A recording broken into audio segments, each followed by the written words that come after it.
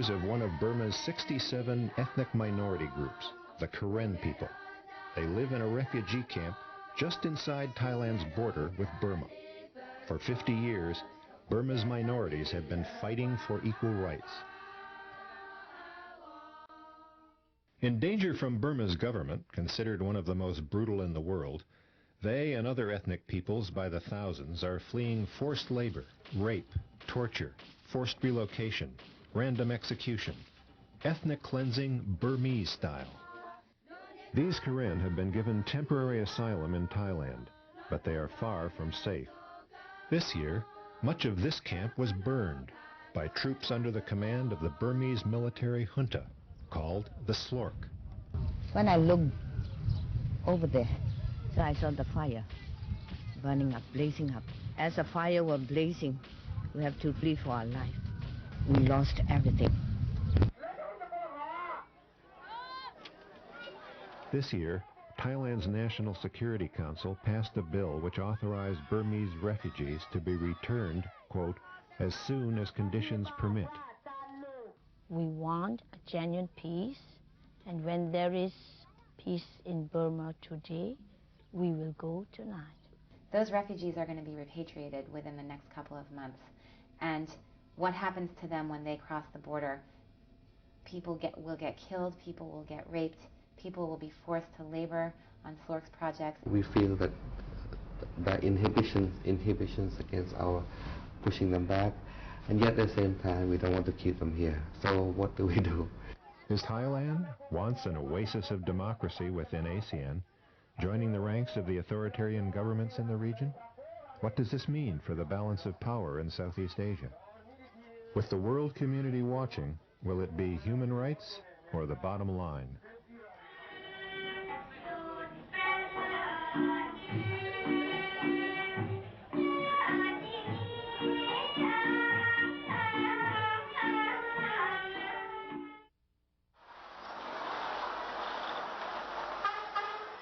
Rangoon, capital of Burma, renamed by its ruling generals Yangon, capital of Myanmar. Here, the irrepressible popular movement for democracy is strong. It freed Burma from British rule in 1948 and continues today, despite a military takeover in 1962 and a junta that came to power after a massacre of thousands of unarmed demonstrators in 1988.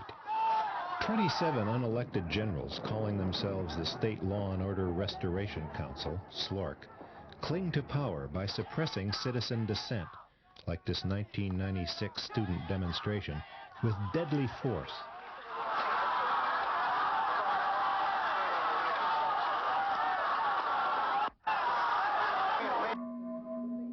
Despite its Buddhist tradition, here today, daily life goes on under the threatening shadow of state troops and a block-by-block network of government spies. Burma is the second largest country in Southeast Asia, the size of Texas in the United States. Although it is extremely rich in natural resources, after 35 years of military dictatorship, Burma is now the world's 7th poorest country and ranked by the United Nations as having least developed country status. Since the so-called open market economy came in, the vast population of Burma is poorer, if anything at all, because standards of health and education have fallen and conditions in the rural areas are worse off than they have ever been. Under SLORC, 60% of the world's heroin supply now comes from Burma's poppy fields. Burma's export of amphetamines is rising. Labeled by some a narco-dictatorship, Burma's 45 million citizens live under a nationwide forced labor system. They are also subjected to brutal forced labor for the military, called portering. The majority of our people are forced to live in fear and insecurity. The SLORC refused to implement the results of a 1990 election, in which Nobel Peace Prize laureate Aung San Suu Kyi and her National League for Democracy party won 82% of the parliamentary seats.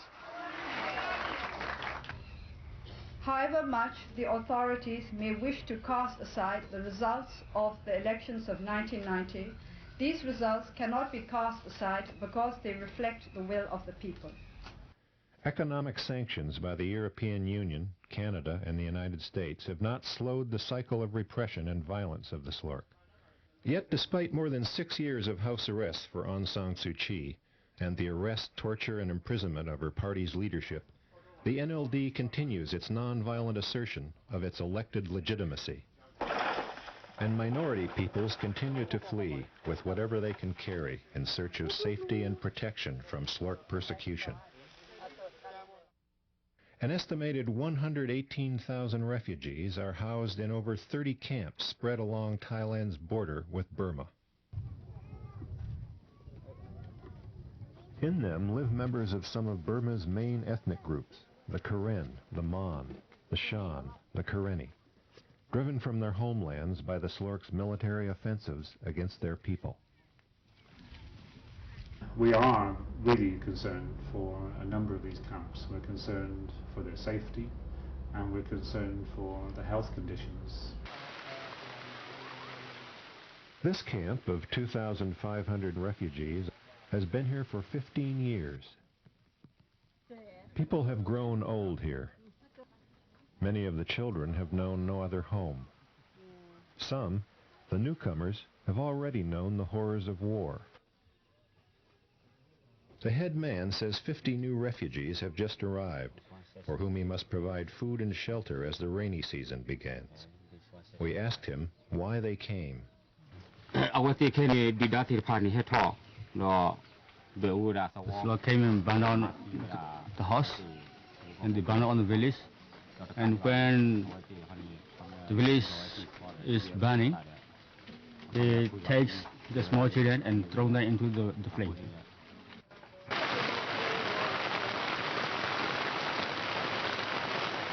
The refugees give similar reports of killing, torture, forced labor, forced relocation.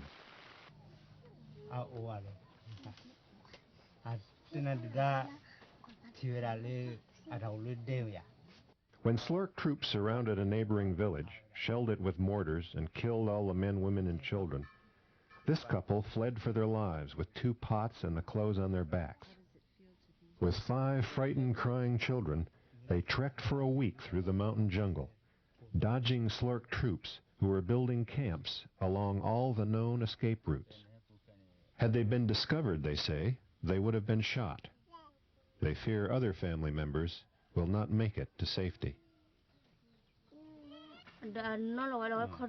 In this young mother's village, the SLORC took the men away for forced labor and portering. While the men were gone, SLORC troops raped the women. When the men returned, if the women reported the rapes or bore witness against the SLORC troops, they were killed. When her village was to be forced to a relocation camp, she fled.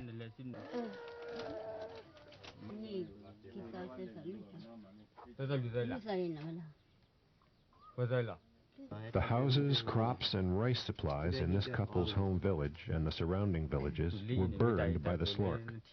People and livestock were killed. They fled with no belongings or food, creeping through SLORC-infested jungles for 10 days with their grandchildren to come here. Human rights groups estimate up to 1 million people so far have fled Burma in order to survive. In Thai border areas along Burma's Shan state, no refugee camps are allowed. Vulnerable to exploitation in the sex trade or as construction laborers, desperate refugees are forced to survive as illegal workers, laboring in the lowest paid jobs, constantly at risk of arrest by Thai authorities. The fact that there are over 100,000 refugees on Thailand's border makes it very difficult for SLORC to tell the international community that Burma is a peaceful country. Because if there are no human rights abuses happening in Burma, if there are no problems in Burma, then why are all these refugees fleeing? People don't want to be refugees, and everyone knows that. So it's become important for those refugees to go back to Burma so that SLORC can say, see, everyone loves us.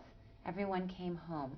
That explains why within the short 6 months you see the Thai government colluded with the SLORC, the soldiers in trying to, mop-up operation would say. And a lot of pressure on the Thai government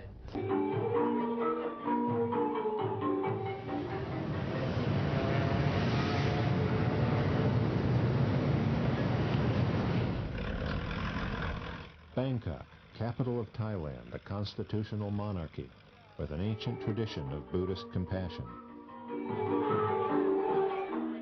Never colonized by Western powers, Thailand's dramatic political history is marked by steadfast public movement towards substantive democracy.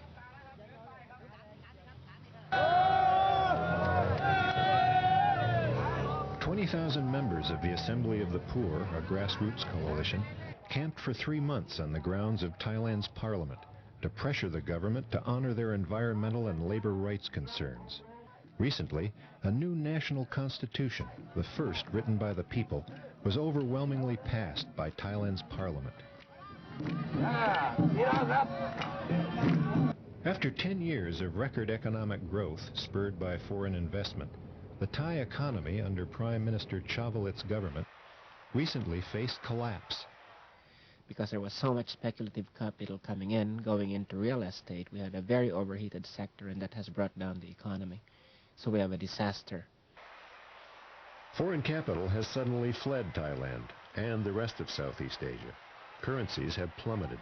Thailand's boom has gone bust. IMF-imposed economic restructuring has begun. Not only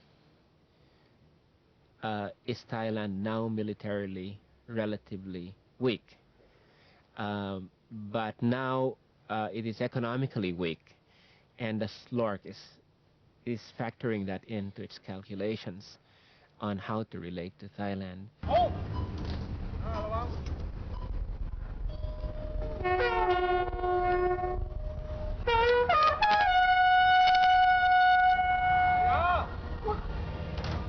This is the first time that Rangoon is able to maintain military presence all along the Thai-Burmese border.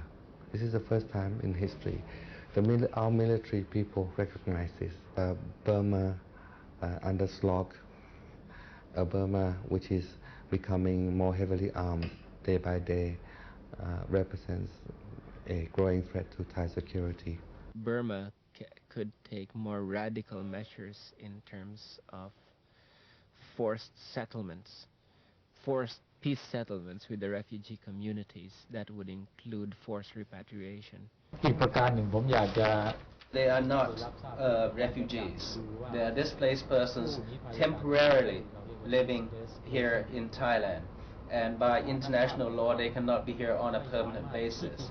Thai officials call them displaced persons, refusing to recognize them as refugees, thus denying them access to protection by the UN High Commission on Refugees, and blocking what Thais see as interference from the international community. The situation regarding humanitarian assistance on this border is quite unique because the UNHCR has not been allowed to provide services, and the NGOs have been asked by the Thai authorities to cover the basic requirements. NGOs, non-governmental organizations, such as the Burmese Border Consortium and Médecins Sans Frontières, among others, provide minimal food, shelter, and medical care. These programs are funded by concerned organizations and governments worldwide, with major funding coming from the European Commission's Humanitarian Office, ECHO. For the over 118,000 refugees sheltering along the Thai border, there is nothing to return to but government terror, forced labor, and the ashes of their former villages.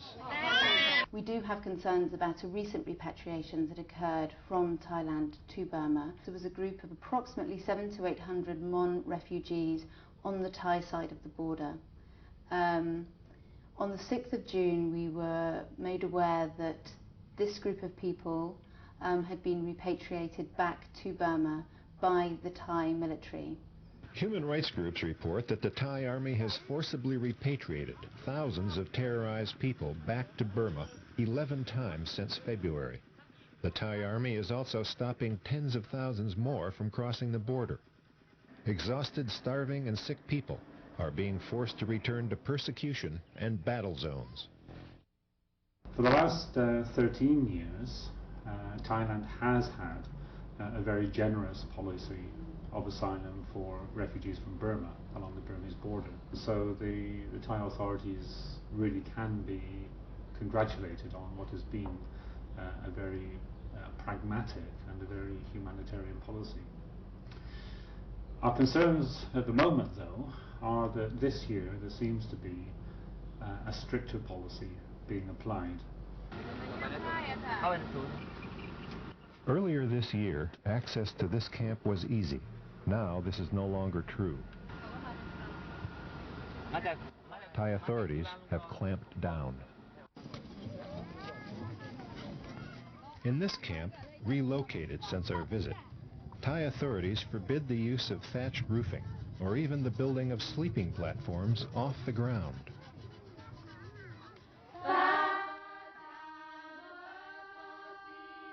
In this camp, the burned structures have been rebuilt, but a barbed wire perimeter fence is being added. An early curfew is imposed. Visitors and even relief agencies face severe restrictions. The landowner is charging each refugee family high fees for rent and water. Official Thai hospitality seems to be drying up. Thai pressure on the refugees to return to Burma is growing. The main reason, the most important reason of this shift is the Prime Minister of Thailand, Chawrit Yongchayut, who is a good friend of the SLOC leaders. We try to be good friends. We good friend already, a good neighboring country. We have to stay together. We cannot leave Myanmar alone, So we have to be good friends. Our links with SLOC grew very strongly because of the business interests between many groups in Thailand and members of the SLOC regime. So what happened was that the minorities who used to be our buffer were crushed. On the one hand, between SLOC's growing state power, and on the other, between our greed, if you like, our greed for natural resources.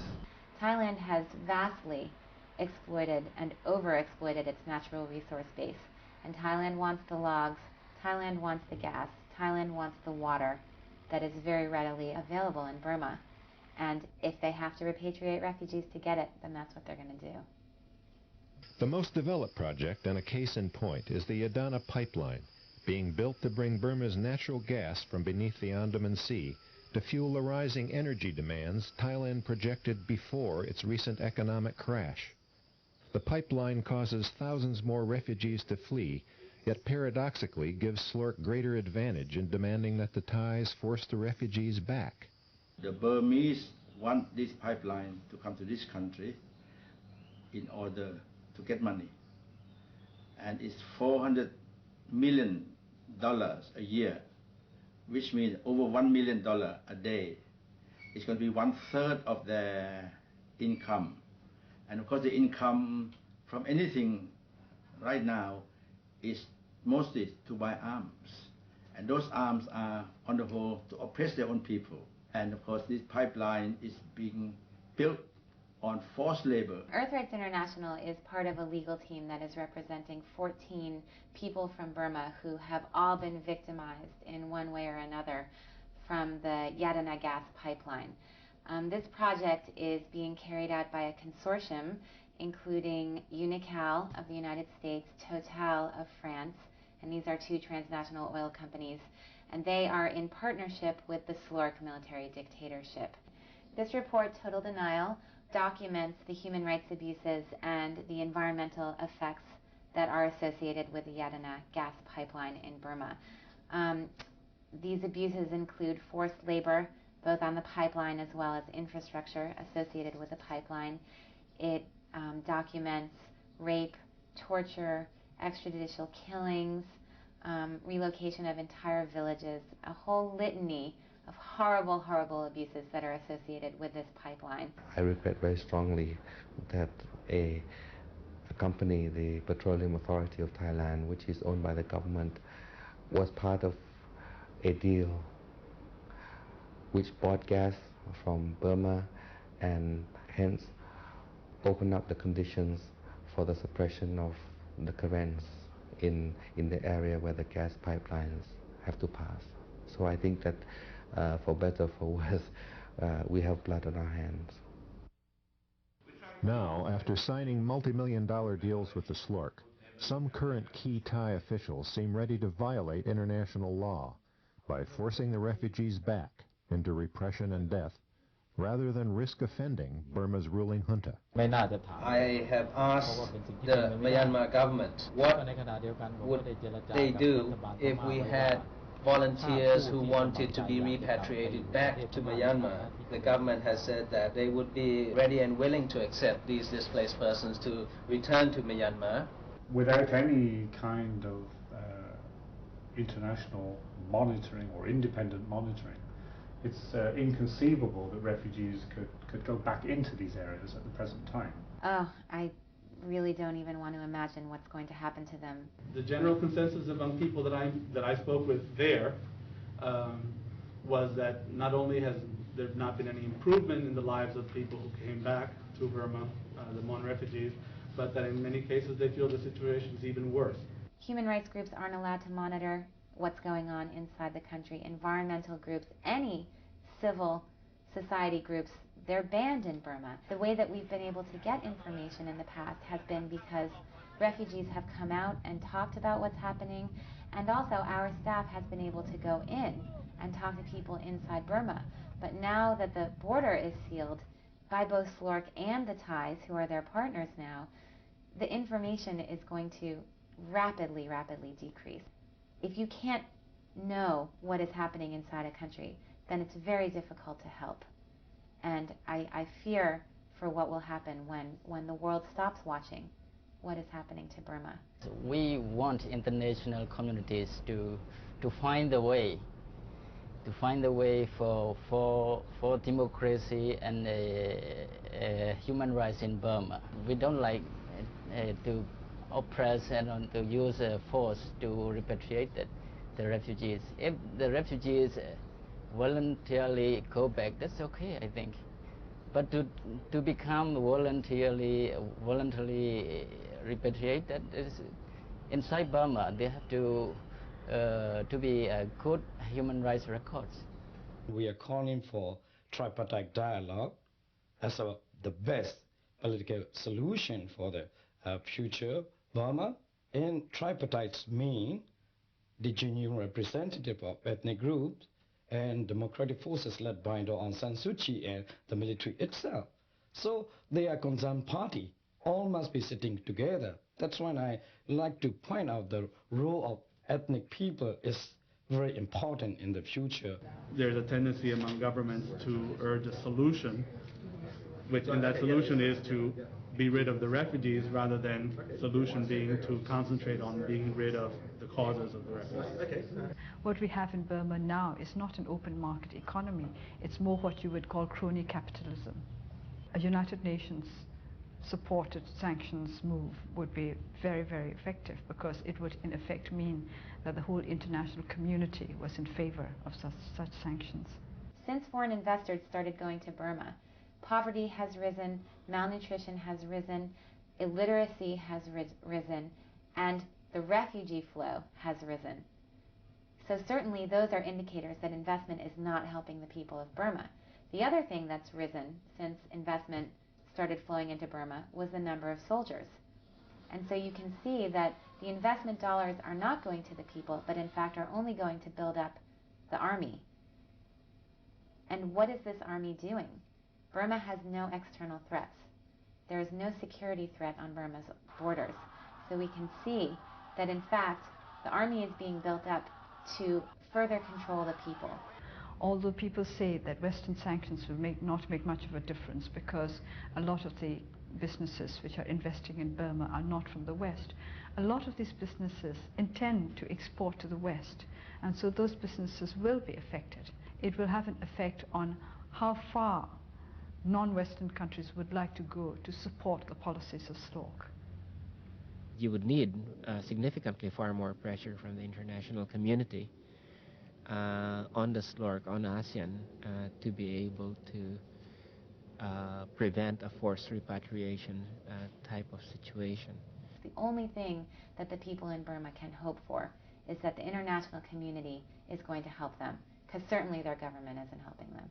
We are not intending to stay for life here, and so we try to tell the world that we want to go back, but there must be peace in Burma through democracy. Will Thailand's support for democracy and its ancient tradition of Buddhist compassion endure? Or will pressures for profit and the appeasement of the Slork drive Thai policy? The refugees wait and hope. The world is watching.